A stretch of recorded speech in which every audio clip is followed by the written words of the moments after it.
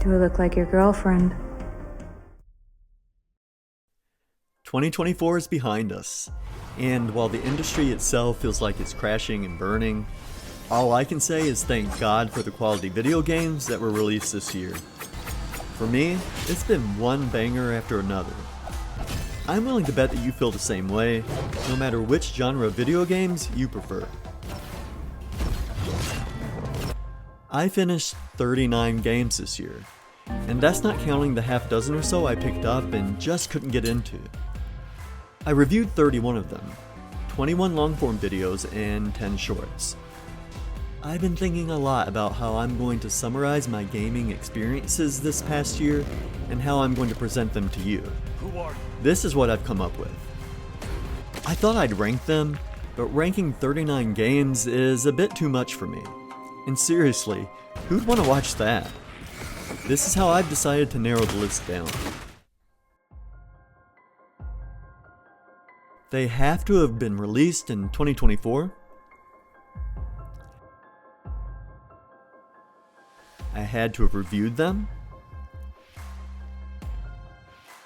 They can't have been DLCs. Sorry, Shadow of the Erd Tree.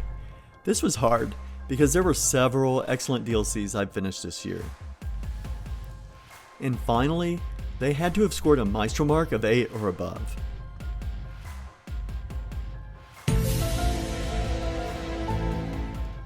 This leaves us with 15 games. Except for the fact that they made the final cut based on their score, I will not be using my review or scoring system to rank these videos. This is going to be based on my memories of each game and how I remember feeling while playing them. Before we get into the top 15, there are 3 games that didn't quite make the cut but still left a strong impression on me. I've got to give them a shout out. Ultros. Out of all the games I didn't exactly love, the one I think about the most is Ultros. It has this bright, psychedelic color scheme that I've never seen in a game before. Its themes of karma, life, death, and rebirth were beautiful, and both endings were exquisitely emotional. It's a good game. I just wish the gameplay had been a bit more refined. Also, the seed system for growing plants that help with aspects like traversal was a great idea that didn't feel fully realized. Even so, I'll be keeping an eye out for future projects from the game's developer, a Swedish studio called Hadok. Spirit Hunter, Deathmark 2. This is a horror game / visual novel with tabletop RPG elements. I'd never played a visual novel before, and I really enjoyed this one. You're hired to investigate a series of mysterious deaths among the student body at a Japanese high school. You pick up friends along the way, and you get some choice on which ones will accompany you during various parts of the game. Battles against malevolent spirits were fought by using their weaknesses against them in a turn-based combat approach. You exploit your companion's strengths, use specific items, and rely on the luck of your roll in order to take them down. It was a unique experience, and I'm glad I played it. The Mobius Machine. It was so hard not to give this game an 8, but its story was almost non-existent. Everything else worked. The graphics were crisp, and the art direction was just one smooth transition after another with no loading screens. The gameplay was a lot of fun as well, a twin-stick shooter with no hack and slash. I hear it has another ending and some new bosses and some new areas, so I might revisit it. As it stands though, it was an excellent game that just didn't quite make the cut. If you don't agree, well, just rest in the glory that I'm wrong. Now let's get into my top games of 2024.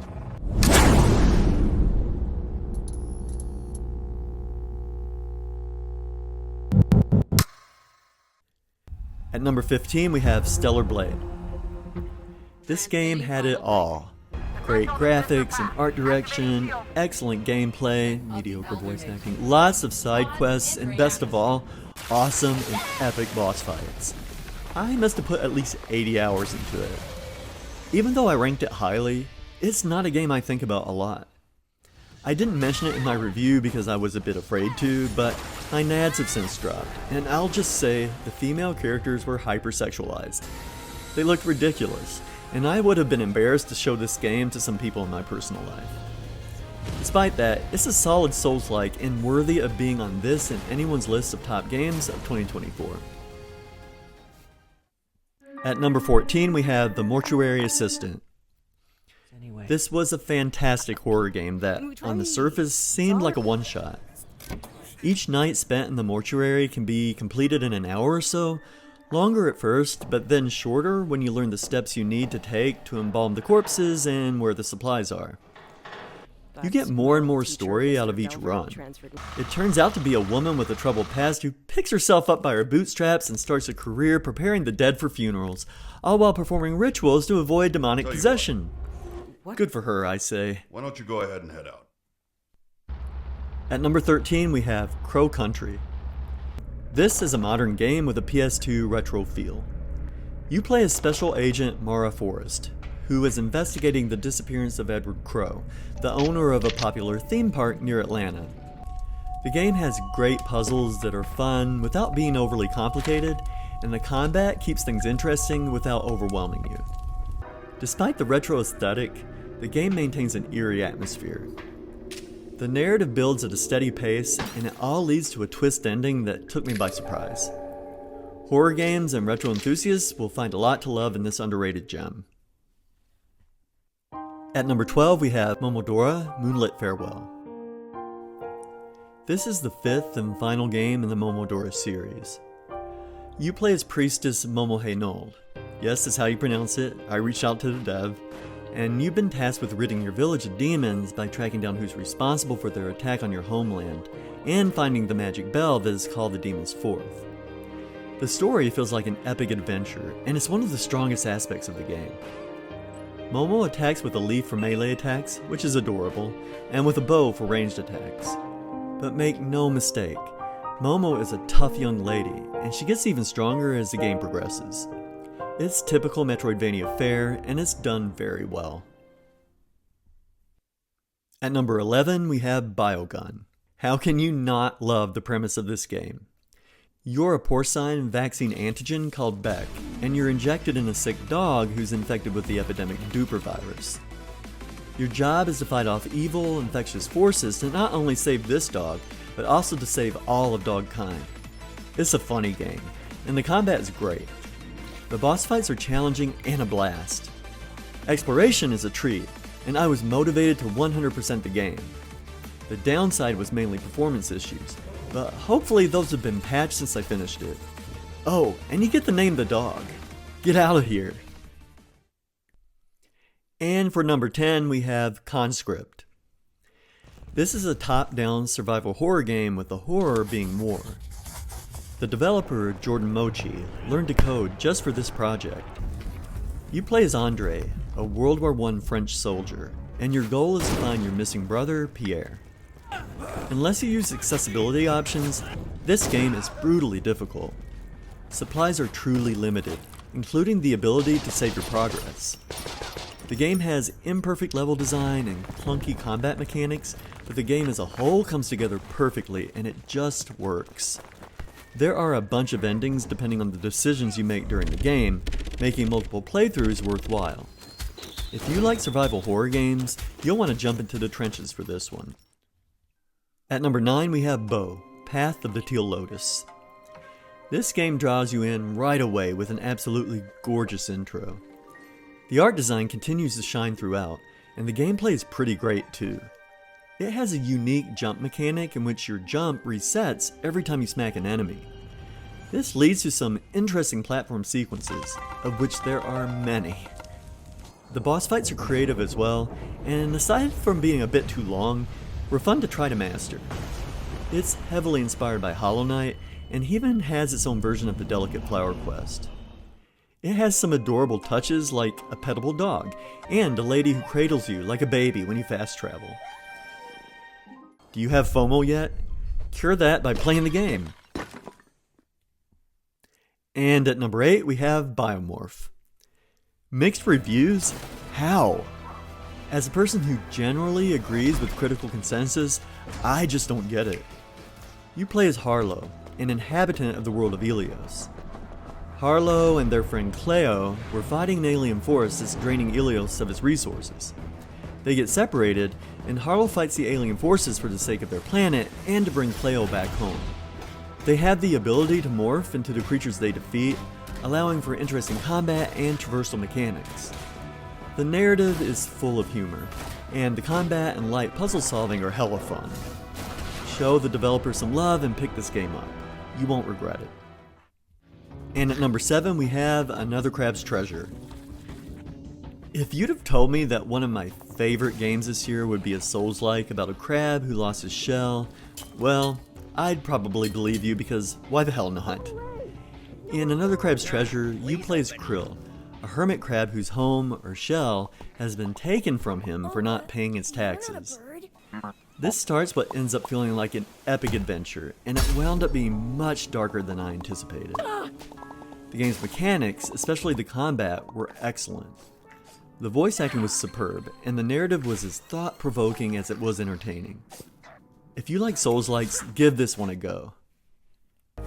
At number 6 is Crypt Custodian. Have you ever loved a pet? Then prepare to be delighted playing this game about a cat named Pluto whose curiosity got the best of him and he ends up in an animal-filled afterlife. He was a very bad cat, so his punishment is to clean up trash for all eternity. In this top-down Metroidvania, Pluto combats enemies with his broom, all while using newly found and gradually obtained abilities to traverse. His interactions with the world around him and with adorable NPCs reveals there's more than meets the eye to this tough world he's entered into. The game ends with one of the most tear-jerking scenes I've experienced in a game in a long time. I think you'll love it, even if, like me, you don't usually enjoy the top-down perspective. My top 5 games were so hard to rank. I could easily be convinced that number 5 should be ranked higher, or even why my number 2 game should be number 1. That's how competitive this past year has been. But after careful consideration, let's get into it. At number 5 we have Animal Well. Animal Well is a game bursting at the seams. The file size is tiny, and that small space is filled with atmosphere. The colors are gorgeous and the music is immersive. How can a pixel art game that's main character is a blob solving puzzles and evading enemies in a well using children's toys be so good? This is an unanswerable question, and the game needs to be played to be believed. And at number 4 we have Lorelei and the Laser Eyes. Lorelei and the Laser Eyes is an unjustly underappreciated trippy puzzle horror game. You play as a woman who's been invited to a gorgeous old hotel to participate in a mysterious project. This game has more than 150 puzzles, and they can be frustratingly difficult. The game ticks the boxes as a horror game as well, with a couple of not at all cheap jump scares to keep you on your toes. Despite the difficulty, it's all worth it when you achieve the surprisingly emotional ending. Number 3, Prince of Persia: The Lost Crown. One of the best games of the year was also one of the first releases. This 2.5D Metroidvania has amazing combat. With a parrying system even the most reluctant parrier will want to learn. You can't talk about The Lost Crown without mentioning that delicious clang you hear and feel when you nail that perfect block. Even though the story's weak, the graphics, music, and most importantly the gameplay more than make up for it. It has an excellent DLC too, called Mask of Darkness. If you like Metroidvanias, platformers, or action-adventure games, you'll love The Lost Crown and its expansion. At number 2 we have Silent Hill 2 Remake. Silent Hill 2 was one of the greatest psychological horror games ever made, and this remake doesn't disappoint. It keeps the core of what made the original so special, the unsettling atmosphere, the emotional depth, and the exploration of guilt, while polishing it for a modern audience. The over-the-shoulder perspective works surprisingly well here, making the experience feel closer and more personal without losing any of the tension. The visuals are gorgeous in the worst possible way, and Akira Yamaoka's soundtrack still knows how to get under your skin. It's Silent Hill 2 for a new generation, and it earns its place as one of my favorite games this year. And now, for my game of the year, we have Nine Souls. Nine Souls isn't just my favorite game of 2024, it's a masterpiece. It's a bold, breathtaking blend of Taoist philosophy and cyberpunk aesthetics, a fusion that shouldn't work but absolutely does. Everything about the game feels meticulously crafted, from the razor-sharp parry mechanics to the emotional, layered storytelling. Yi's journey for revenge against the Nine Souls is gripping, made even more compelling by the beautifully animated flashbacks and his heartfelt relationships with characters like Shun Shun and Heng.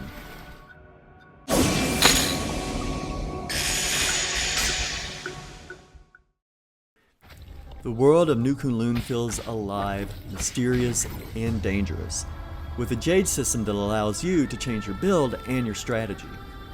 Nine Souls didn't just surprise me, it blew me away.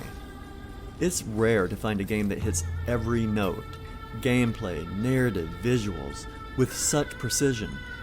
Nine Souls is simply unforgettable. And there you have it. What do you think? Do you completely concur, or did I miss the mark?